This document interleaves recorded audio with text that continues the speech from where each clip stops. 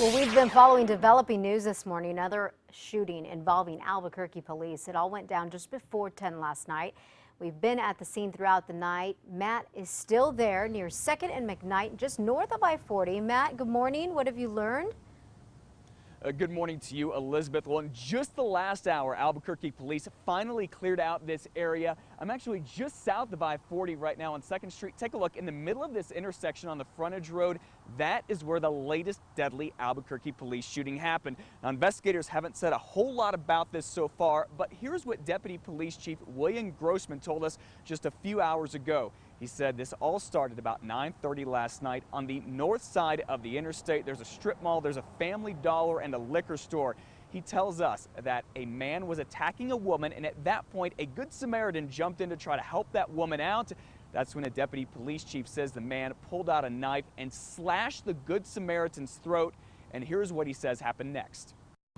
Officers attempted to talk to the offender and tried to have him to drop the knife.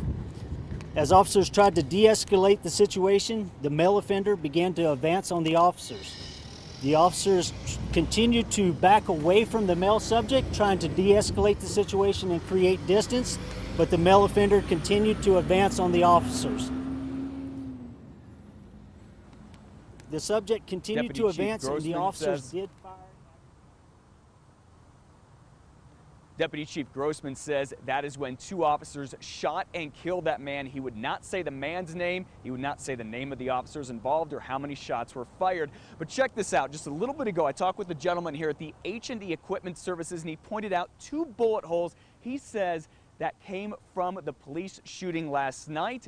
He says that officers came in, searched his building. They found one of the casings. He did not know if they found the other one. Now, back out here live, I want to show you exactly how far that is from where the shooting happened. So again, the shooting here was in the middle of this intersection at 2nd and I-40. Now, you swing over here about 50 yards through the fence, and in two of these windows, that's where the bullet holes are.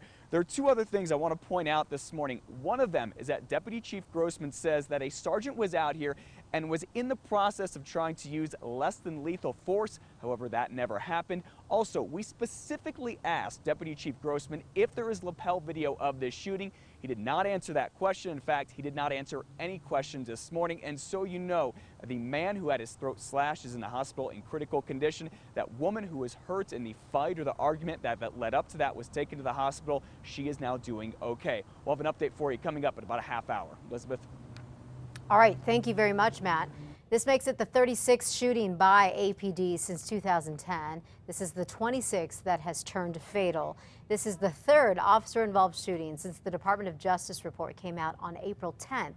Suspected car thief Mary Hawks, 19 years old, was shot and killed by Officer Jeremy Deere on April 21st. And then on May 3rd, 50-year-old Armand Martin was shot and killed after a long standoff with police. Count on KRQE for full coverage on all the developments of Albuquerque's latest officer-involved shooting and the community reaction it generates. We will have details on KRQE throughout this morning and at noon and online at krqe.com. Breaking news to tell you about this morning. Officers are working a crash involving a semi at Broadway and Central. We're just getting some information into the newsplex here. Apparently the semi has leaked onto the street, or fuel I should say, has leaked onto the street. Broadway south of Central has been shut down as a result of this crash. Again, this is happening Broadway and Central. No injuries have been reported. Right now, police are asking you to avoid that area. For now, we will keep you posted. But again, a crash involving a semi at Broadway and Central. There's an issue with some fuel that has spilled onto the road there. All right, a grieving mother is demanding answers after learning the man who was shot who shot her son was free despite run-ins with the VA and an Albuquerque police officer. Listen. He should have never been allowed to be in the public. Okay, so according to a criminal complaint, Gary Morin was gunned down in February by Donald Albert, a 66-year-old vet. Police say the victim was helping his girlfriend move out of Donald Albert's house in Rio Rancho when a fight broke out, and a 66-year-old vet opened fire, killing Morin. We have learned late last year an APD officer put Albert in handcuffs after he was caught waving a gun around at a convenience store. But instead of arresting and charging him, the officer had Albert taken to the VA hospital where he declined treatment and was released. Now, according to a police report, a VA cop said that Albert had displayed violent, erratic behavior and was worried that he would harm someone. So fast forward a month and a half later, and now Albert is charged with first-degree murder. Here this morning, a rollover crash at the intersection of Rio Grande and Central and Southwest Albuquerque. It happened around 2:30 this morning. Police were called to a wreck where 4 people were trapped inside a car. 2 people were taken to University Hospital and were told their conditions have been upgraded from critical to stable this morning. We do not know their names yet or what caused the crash, but the intersection was closed till about 5 o'clock this morning. Blowing dust causes a chain reaction crash on I-10 near Lordsburg yesterday. 6 people died in this crash.